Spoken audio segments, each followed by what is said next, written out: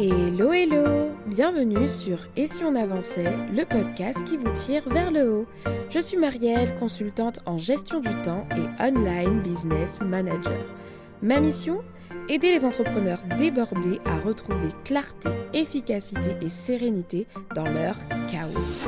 Dans ce podcast, vous retrouverez des conseils et des réflexions pour vous aider à reprendre le contrôle de votre temps, structurer votre business et atteindre vos objectifs les plus fous. Alors installez-vous bien et bonne écoute! Hello hello et bienvenue dans ce nouvel épisode de podcast. Je suis ravie de vous retrouver pour ce nouvel épisode après une longue période de pause due à quelques aléas de la vie, mais me voici de retour. Et si vous écoutez cet épisode lors de sa publication, en tout cas le jour de sa publication, c'est que vous faites sûrement partie de la fidèle communauté fédérée autour de celui-ci, donc qui sont abonnés souvent sur une plateforme d'écoute et qui ont donc une petite notification à chaque publication. Et je voulais vraiment vous remercier du fond du cœur parce que même durant mon absence récente, j'ai vu que le podcast avait été partagé plusieurs fois sur les réseaux sociaux et que le nombre d'écoutes n'avait pas forcément énormément diminué sur les anciens épisodes. Et donc tout ça me touche et je souhaitais vraiment prendre le temps de vous remercier au début de ce nouvel épisode de reprise. Aujourd'hui, je reviens avec un sujet qui traitera plutôt de structuration du business. Car maintenant, comme vous le savez, pour ceux qui ont suivi un peu mes aventures récemment, avec ma casquette d'Online Business Manager, j'ai envie d'étendre les thèmes que j'aborde par ici, donc de manière plus globale en fait. Donc le but reste toujours le même, de s'organiser, gagner en efficacité et retrouver de la sérénité dans son business. Et aujourd'hui, je vous propose de parler du coup de business model. Donc il y a un sujet qui est plutôt lié à la structuration.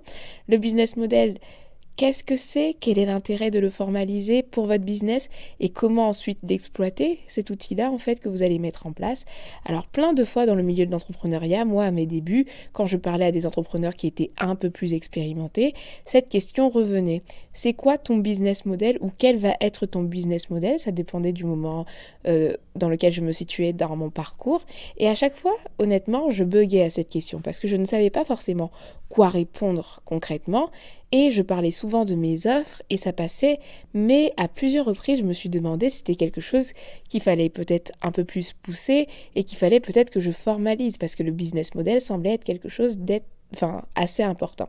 Et quand je m'y suis intéressée de plus près, j'ai trouvé qu'effectivement c'était quelque chose qui pouvait se formaliser, mais qu'aussi prendre le temps de le faire pouvait m'apporter énormément de choses, notamment dans ma casquette d'entrepreneur parce que le business model me permettait d'aller beaucoup plus loin que ma simple passion que je souhaitais monétiser, mais vraiment d'avoir un état d'esprit économique et de démarrer une vraie réflexion en fait économique. Et c'est pour ça que nous allons en parler aujourd'hui parce que je trouve que c'est quelque chose d'essentiel.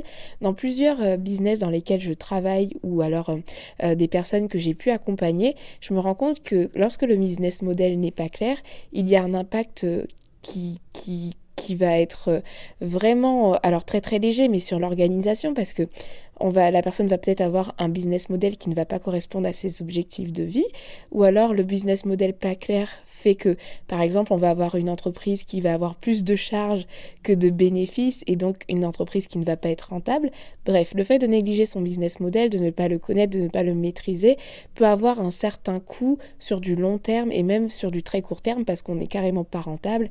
Et je pense que c'est intéressant aujourd'hui d'en parler parce que vous allez voir qu'avec un outil très très simple, qui est très connu d'ailleurs quand on se met à chercher, on peut commencer à avoir une réflexion là-dessus parce que je ne suis pas experte en économie, je ne suis pas business coach non plus, mais en tout cas, c'est un outil qui, moi, m'a aidé au quotidien et que je propose aussi à mes clients de faire lorsque j'arrive dans leur entreprise parce que ça me permet de mieux comprendre leur fonctionnement et leur modèle économique, en fait, ce qui rend leur entreprise rentable aujourd'hui.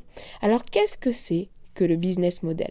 Déjà, le business model, par définition, c'est une représentation synthétique des aspects majeurs de l'activité d'une entreprise ou d'une organisation. Donc ça, c'est la grande définition officielle.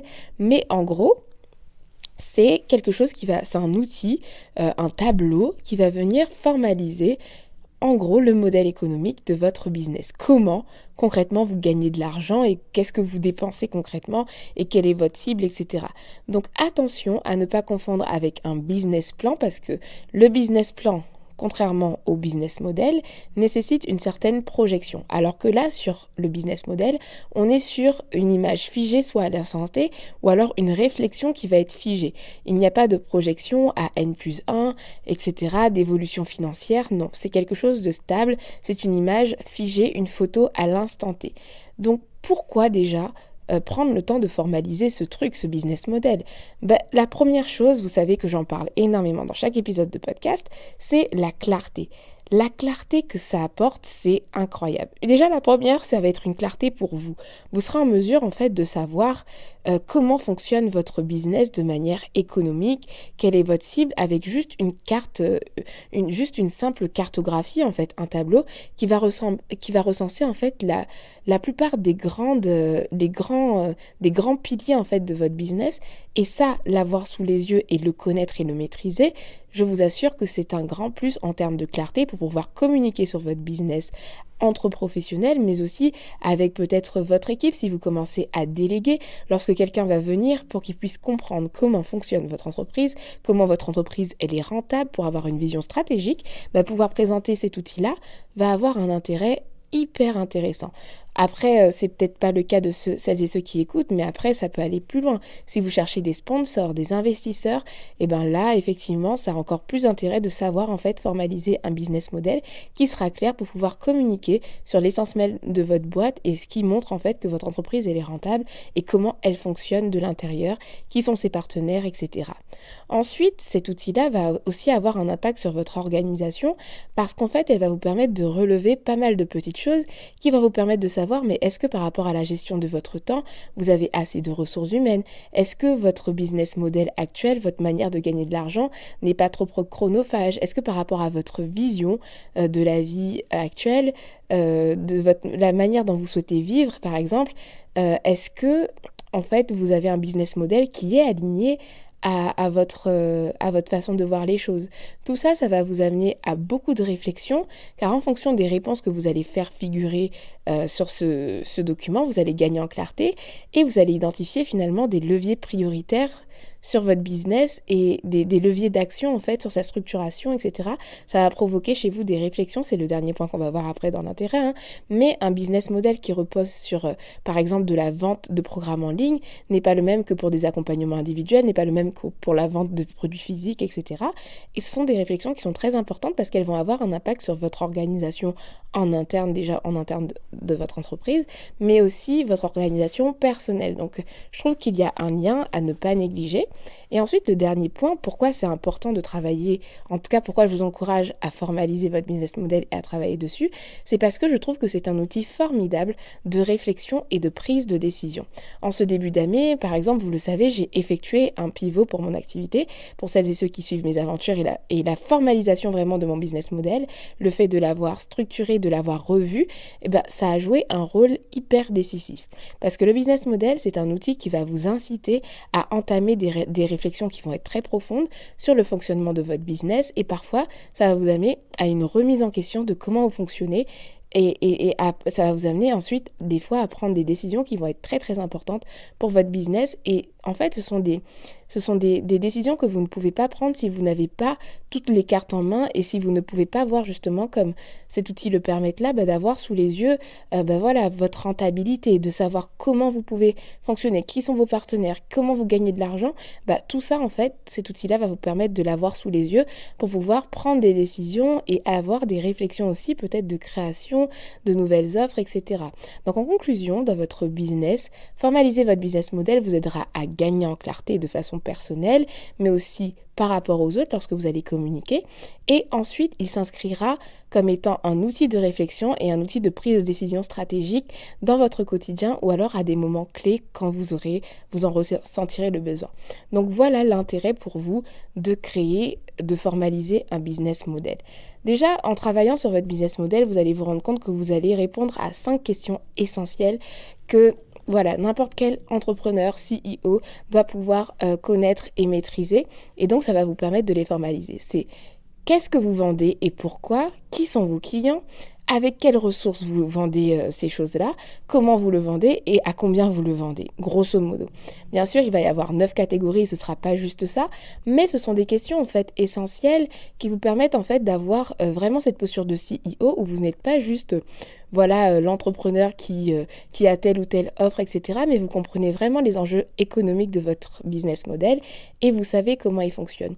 On pourrait se dire à première vue que ces questions d'ailleurs, elles sont très simples à répondre et qu'en réalité, ça ne sert à rien de prendre le temps de les poser à l'écrit et d'y apporter une réflexion quelconque, mais ce serait un piège de s'arrêter à ça parce que bien des fois, en fait, quand je commence à travailler avec des entrepreneurs, pour eux, les réponses semblent évidentes parfois, mais en fait quand on se met à creuser, elles ne sont pas si claires que ça. Les réponses à ces questions ne sont pas si claires que ça et souvent on commence à entreprendre par passion, c'est ce que j'expliquais, et du coup on est loin des réflexions de ce type qui sont très très précises sur l'aspect économique, etc. Et si on souhaite vraiment vivre de cette passion, notre modèle économique est un élément qui se doit d'être clair dans notre état d'esprit, même pas, on parle pas d'état d'esprit ici, on parle d'esprit, car il définit grosso modo notre capacité à avoir un business qui va être rentable, vraiment rentable, etc. Et je sais que ces sujets-là sont des sujets qu'on peut fuir au début parce que on commence par plaisir et puis on n'y pense pas forcément, mais la rentabilité va venir sur le tapis à un moment donné quand vous allez commencer à payer des charges, etc. Je ne sais pas où vous en êtes dans votre aventure entrepreneuriale, mais en fonction de où vous vous situez dans votre parcours, ce sujet va devenir de plus en plus important et donc d'où l'importance de pouvoir maîtriser ces choses-là et de connaître vos charges, etc. Et vous allez constater du coup qu'au-delà de la rentabilité, c'est un outil qui va apporter beaucoup plus aussi. Il peut vous permettre de réfléchir à plein de choses. Moi, je sais que par exemple, j'ai suivi une formation sur le storytelling. Coucou Bemvinda si tu passes par là, Bemvinda de Limbola. Et c'est un outil qu'elle présente dans un module de sa formation parce que c'est un outil qui permet effectivement de se rendre compte de la valeur ajoutée qu'on a sur le marché et de comprendre en fait notre cible, de savoir quelle valeur on leur apporte à travers nos offres. Et tout ça, elle le lie au storytelling, donc c'est incroyable.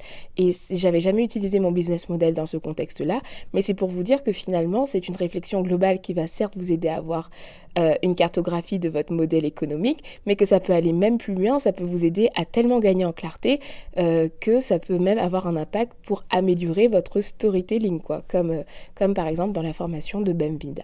Bref, donc j'espère qu'avec cette introduction, vous avez bien compris l'intérêt de formaliser votre business model, que ça vous a motivé. Mais maintenant, comment le faire? Et j'ai la bonne nouvelle, c'est que c'est très simple.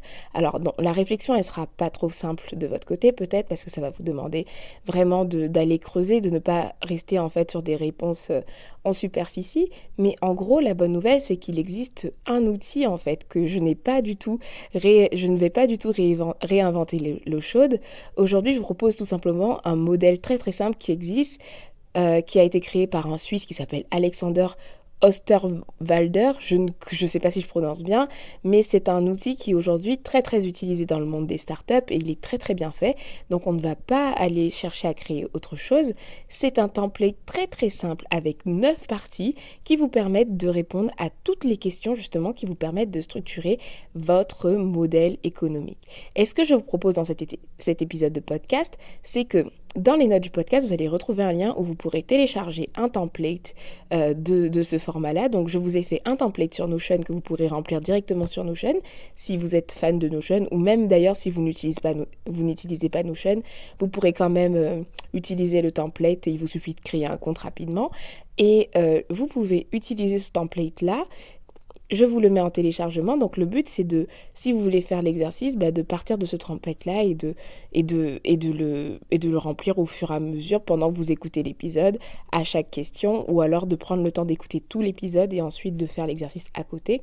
Mais en gros, le petit plus de cet épisode-là, c'est que je vous propose en plus un support qui vous permettra de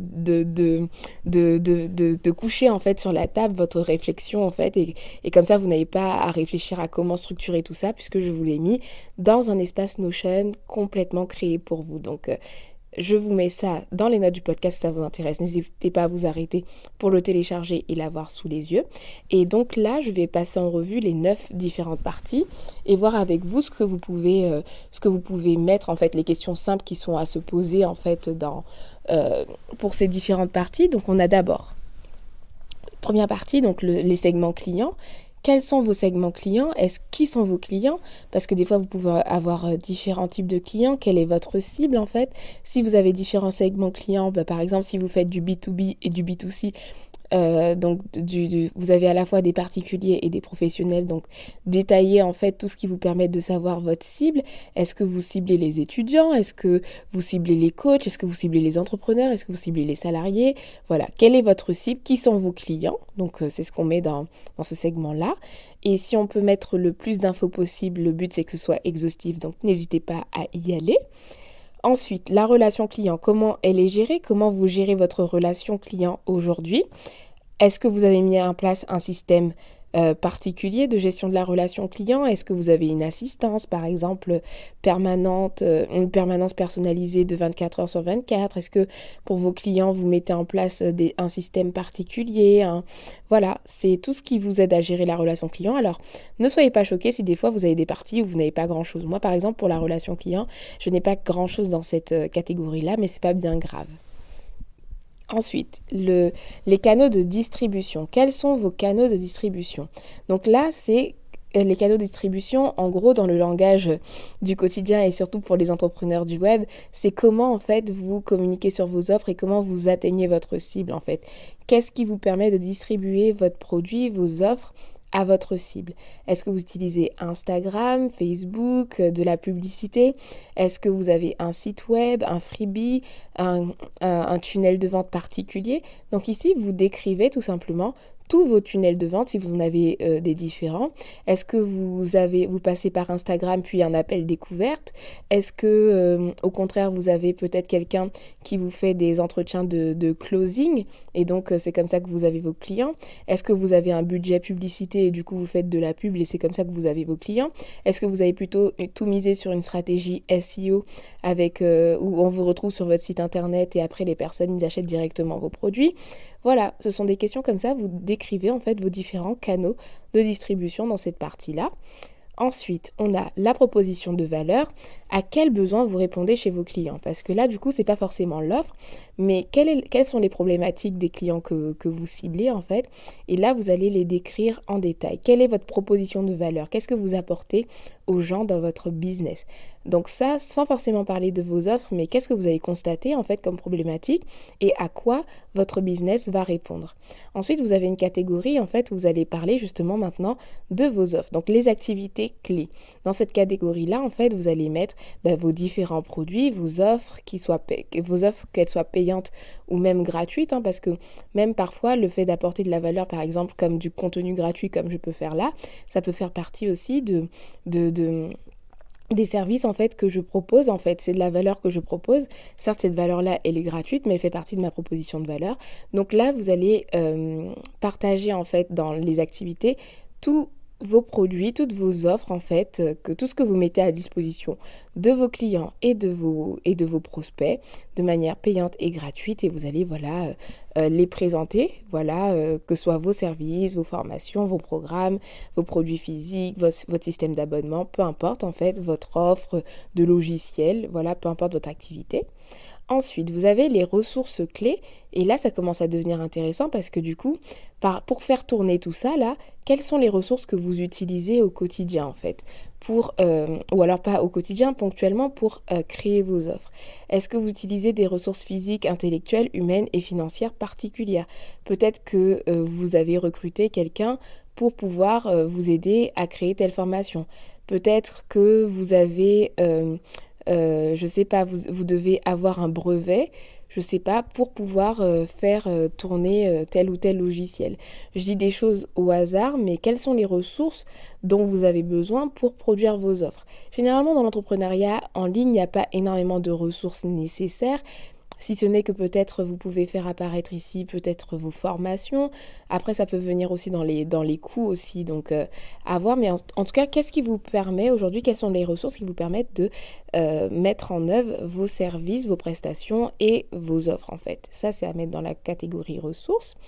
Ensuite, vous avez une catégorie sur les partenaires clés qui peut vraiment enclencher des réflexions parce que très souvent, on pense à nos clients, mais parfois, en fait, on a des partenaires clés qui ne sont pas clients, mais en fait, on a besoin d'eux pour servir nos clients ou on pourrait les utiliser, eux, pour pouvoir atteindre nos clients. Ça va être par exemple des fournisseurs ou alors des partenaires, des apporteurs d'affaires. Quand je parle d'apporteurs d'affaires, par exemple, moi, en tant que Conline Business Manager, ma cible, ça va être les entrepreneurs, mais je pourrais très bien mettre dans ma liste de partenaires que les autres online business managers sont des partenaires parce que des fois, quand leur planning il est blindé, ils peuvent m'apporter peut-être des nouvelles affaires, etc. Donc c'est des réflexions comme ça. Si vous êtes aujourd'hui, votre cible, elle se trouve votre cible, ce sont les étudiants, les partenaires que vous pouvez avoir, ça va être par exemple les écoles, les universités, les associations d'élèves. Ce sont en fait des personnes ou des structures, des organismes qui vont vous permettre par X ou Y moyen d'atteindre votre cible ou alors qui vont vous aider à produire votre offre. Parce que quand je parle de fournisseurs, par exemple, là, c'est carrément les fournisseurs de produits physiques. Si vous avez besoin de matières premières, si vous avez besoin de telle ou telle chose, là, ce ne sont pas des partenaires, mais du coup, ce sont des fournisseurs directement, en fait, qui vous permettent de créer votre offre. Donc là, vous allez lister tout ça. Et d'ailleurs, je le précise uniquement ici, peut-être que j'aurais dû le préciser au début. Le business model, c'est un outil, vous allez voir, où vous allez d'abord, si vous avez déjà un business, vous allez d'abord tout écrire comme c'est déjà, mais souvent, en fait, vous allez vous rendre compte que ça va vous donner des idées, en fait. Et donc, vous allez mettre des choses que vous n'avez des éléments que vous n'avez même pas encore exploités. Je donne l'exemple des partenaires. Peut-être qu'en faisant votre brainstorming, vous allez... Ah oui, effectivement, il y a tel partenaire qui serait intéressant. Et hop, vous allez le faire apparaître dans votre business model alors que vous ne l'avez pas encore exploité. Donc voilà, c'est un outil riche de formalisation, mais aussi de réflexion de la prise de décision. Ensuite, la structure de coût, ça aussi c'est très très très intéressant parce que du coup, c'est tout ce que ça vous coûte finalement de produire vos offres et voilà, donc ce sont toutes vos charges.